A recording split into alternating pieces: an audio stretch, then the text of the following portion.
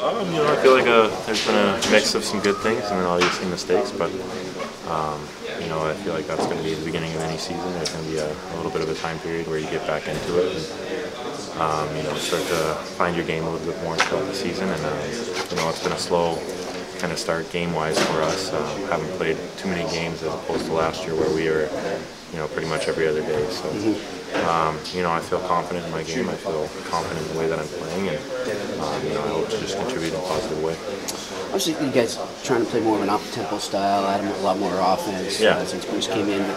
But, noticed. I'm sure you guys tried to block it out, but Tuukka's taken a lot of criticism for his performance thus far, and kind of become, in my eyes, an unnecessary scapegoat. What do you have to say to that? And maybe tell people that they don't understand, maybe or know about how good a goalie he is.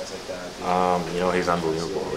We see it every day on and off the ice. He's a great character guy, and when he comes to the rink every day, he's ready to go and he's going to give his best effort.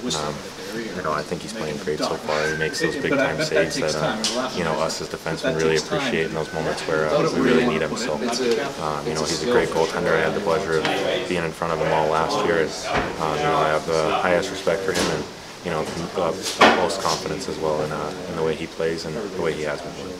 There are people saying, as crazy as it sounds, that there was maybe a controversy here, maybe the team didn't like playing in front of him anymore. Is that just completely false?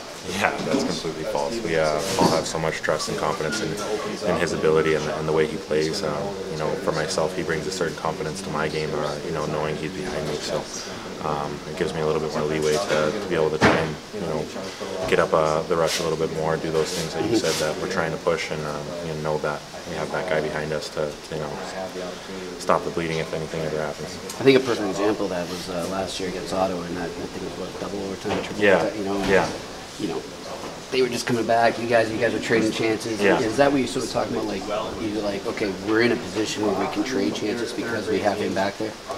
Definitely.